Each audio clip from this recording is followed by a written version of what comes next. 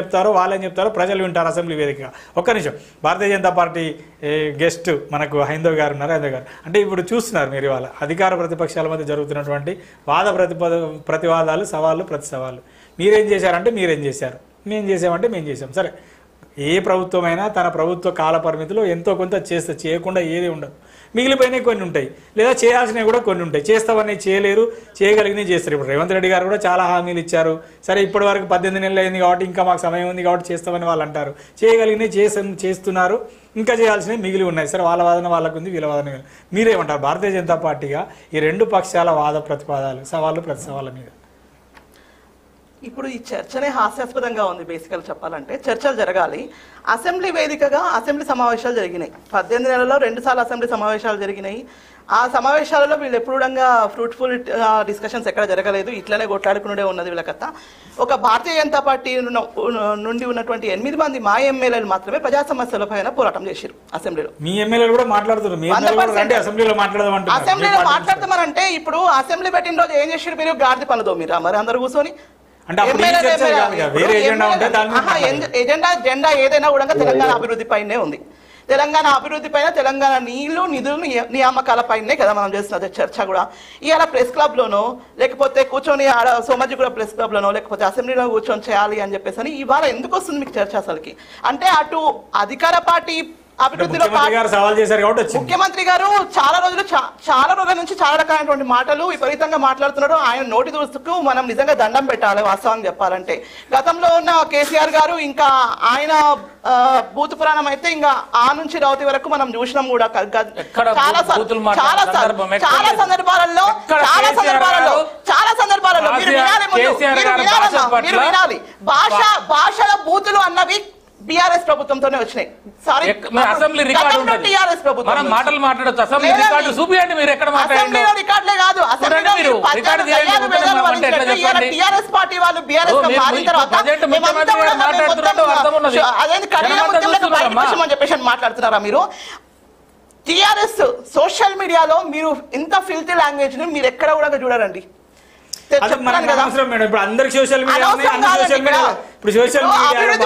జరుగుతున్నప్పుడు అసెంబ్లీలో చర్చ జరగాలని చెప్పేసి అని వీరు అంటున్నారు, కానీ సోషల్ మీడియా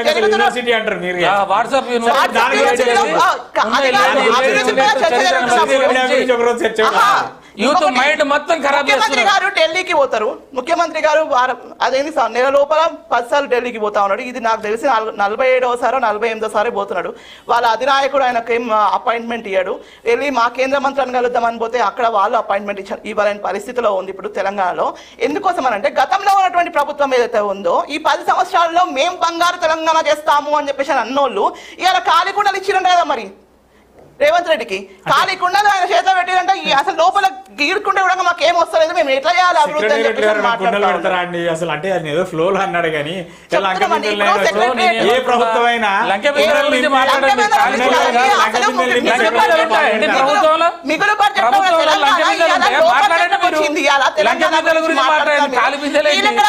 నిధులు ఎక్కడ పోయినాయి? నియామకాలు ఏ ఉన్నాయి? అసలు నియామకాలు చేసిరా మీరు? గ్రూప్ 1 పరీక్షలు పెట్టారా మీరు? అసలు స్కామ్ జరిగిందే టీఆర్ఎస్ ప్రభుత్వంలో జరిగింది కదా, టీఎస్పీఎస్సీలో జరిగింది. ఎంత పెద్ద లొల్లయింది అసలు, ఎంతమంది విద్యార్థులు చనిపోయారు ఆ విషయంలో. అది తెలంగాణ ఉద్యమంలో 1200 మందిని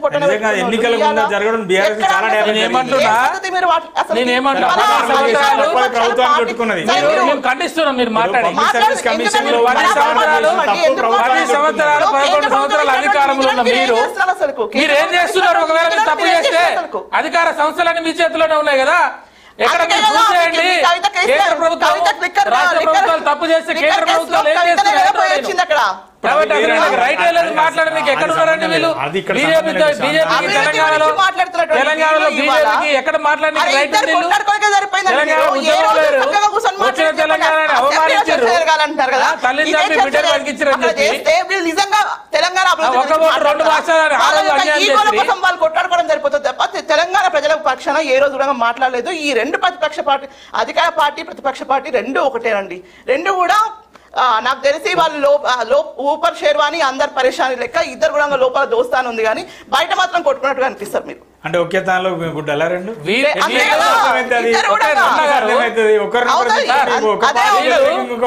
ఎక్కడ పండి తెలంగాణ ప్రజల బతుకుల గురించి మాట్లాడేదే బీఆర్ఎస్ పార్టీ, తెలంగాణ సాధించింది బీఆర్ఎస్ పార్టీ. ఇలా ప్రతిపక్షంగా మీరు మాట్లాడిన 3 రోజుల తర్వాత వీళ్ళు మాట్లాడతారండి. మూసి టేకప్ చేసింది ఎవరు? మూసి పరివాహక ప్రజల బతుకుల గురించి మాట్లాడింది ఎవరు? లగచర్ల విషయంలో మాట్లాడింది ఎవరు? మీరు మాట్లాడిన తర్వాత వీళ్ళు వస్తారు వెనక. కాంగ్రెస్ పార్టీ బీజేపీ రెండు ఒకటే ములాఖాత్ చేసుకుంటూ పరిపాలన సాగించుకుంటూ ఇద్దరు యొక్క ఎజెండా బీఆర్ఎస్ పార్టీ ప్రజలలో బదనాం చేయాలనే మార్కెట్ లో ఈ రకమైన విధానాలు పోతారు. ఇలా బనకచర్ల విషయం నీళ్లు పోతున్నాయండి. పోతిరెడ్డి పార్టీ నుంచి నీళ్లు పోతే 2 కేంద్ర మంత్రులు 8 మంది ఎంపీలు ఇస్తే 8 మంది ఎమ్మెల్యేలు ఇస్తే ఇంతవరకు మీరు ఒక నోరు నుంచి మాట్లాడబోలేదు. మీరు వచ్చి బయటకు వచ్చి కొట్లాడిన తర్వాత బనకచర్ల పోతుంది నీళ్లు పోతున్నాయని మాట్లాడి రిప్రజెంటేషన్ ఇచ్చినాక ఆపారు. మొట్టమొదటిగా తెర మీద తెచ్చింది మాత్రం బీఆర్ఎస్ పార్టీ.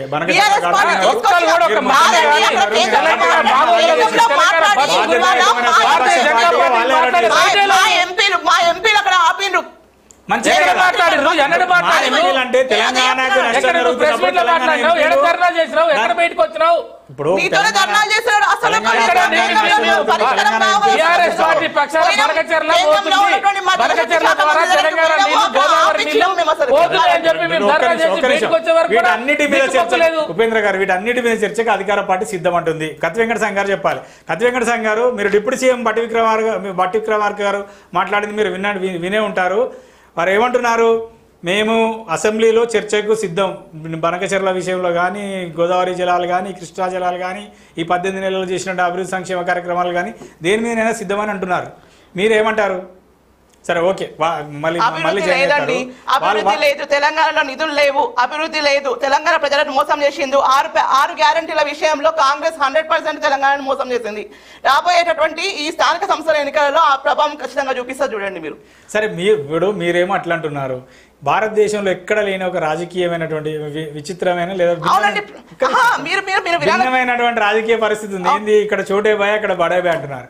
ఎక్కడైనా బీజేపీ కాంగ్రెస్ రెండు విరుద్ధమైనటువంటి రాజకీయ పార్టీలు, కానీ తెలంగాణలో మాత్రం కాంగ్రెస్ మోదీకి అనుకూలమైనటువంటి ముఖ్యమంత్రి అంటారు. ప్రపంచంలోనే ఎక్కడా లేని విధంగా తెలంగాణలో అభివృద్ధి జరిగింది.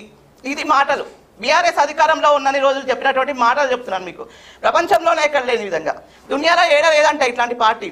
6,000 మంది 6,000 కార్లతో వచ్చేకంటే ముందు జీడిపి జిఎస్డిపి, తెలంగాణ వచ్చిన తర్వాత జిఎస్డిపి, భారతీయ జనతా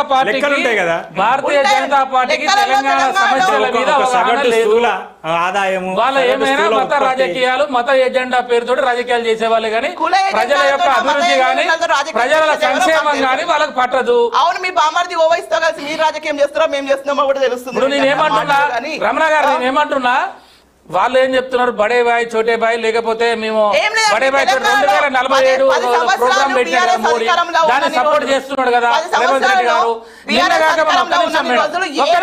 ప్రధాని గారితో కరెక్ట్ పోయి మాట్లాడేటువంటి వ్యక్తి కాదు. ఒక్క నిమిషం అహంకారము, తర్వాత అధికార దాహంతో ఇవాళ లేనిపోని అనవసరమైన స్కాన్లు చేసినటువంటి పార్టీ. మొదటి 5 సంవత్సరాలు కేంద్రంలో మోదీ ప్రభుత్వం ఏం చేసినా కేసీఆర్ గారు సపోర్ట్ చేశారు, పార్లమెంట్ లో చేశారు, రాజ్యసభలో చేశారు, మీరు ఏది తీసుకొచ్చినా సపోర్ట్ చేశారు. రెండో టర్మ్ ఏంటంటే మీరు చెప్పాలి. ఆ స్నేహం ఎక్కడ చెడిపోయిందో మీరు బీజేపీ చెప్పాలి. నేనేమంటున్నా రమణన్న, ఇవాళ వాళ్ళు డిప్యూటీ సీఎం గారు మల్లు బట్టి విక్రమార్క గారు మేము అసెంబ్లీలో చర్చకు రండి అంటారు. చాలా సంతోషం, మేము కూడా వస్తాం. కానీ మీరు భాషా ప్రయోగం కానీ, లేకపోతే అక్కడ ఎమ్మెల్యేలకు, మంత్రులకు కానీ, ఒకవేళ ప్రతిపక్ష నాయకుడికి కానీ మైకు ఇచ్చే సందర్భంలో వాళ్ళకున్న రైట్స్ కానీ ఎక్కువ కూడా ప్రతిపక్ష నాయకులకి మైకు సమయాన్ని ఇవ్వాలి. ఇవన్నీ ప్రోటోకాల్ మీరు రైట్ ఉంటుందో ప్రధాన ప్రతిపక్ష నాయకుడు అంతే రైట్. ఓకే, మాకు అంత అవకాశం ఇచ్చి మైకులు కట్ చేయకుండా మేము లేవనెత్తే అంశాలు మీరు సావధానంగా విని, ఇవాళ ఈ రాష్ట్రంలో కాంగ్రెస్ ప్రభుత్వం 18 నెలల పాలనలో 500 పైచీలకు రైతులు ఆత్మహత్యలు చేసుకున్నారు. మీరు రైతాంగానికి ఎరువులు ఇచ్చినారా? రైతాంగానికి మీరు మొత్తం గిట్టుబాటు ధర ఇచ్చినారా? రైతాంగం యొక్క పంట పండించిన కొన్నరా? ఈ అంశాల మీద మేము చర్చ చేస్తాం. అదేవిధంగా హాస్టల్లో, సోషల్ వెల్ఫేర్ హాస్టల్లో 100కు పైగా విద్యార్థులు ఆత్మహత్యలు చేసుకున్నారు. అక్కడ భోజనాలు బాగాలేవు, ఫుడ్ పాయిజన్ అవుతా ఉన్నది, రోజు హాస్పిటల్లో పాలవుతున్నారు పిల్లలు. దాని మీద చర్చ చేయడానికి మాకు అవకాశం ఇవ్వండి. అదేవిధంగా ఆటో కార్మికులు ఇలా అనేక మంది 200-300 మంది ఆటో కార్మికులకు చచ్చిపోయారు. వాళ్ళకి సంవత్సరానికి 12,000 రూపాయలు ఇస్తారన్నారా? ఇస్తే ఎంతమందికి ఇచ్చారు? కేసీఆర్ కిట్ లాంటి ఓ పేద వర్గాలు హాస్పిటల్లో డెలివరీ అయితే ఆ పిల్లలకి 13,000 రూపాయలు రూపాయలు సబ్బు కానీ పౌడర్ కానీ లేకపోతే దానికి సంబంధించిన యాజ్లైన్ ఇట్లాంటివి గమనించినవి కూడా ఇవన్నీ ఇచ్చేది. అలాంటి ఒక మానవీయ కోణంలో తీసుకొచ్చినటువంటి కేసీఆర్ కిట్ పథకం మీద చర్చ జరగాలి.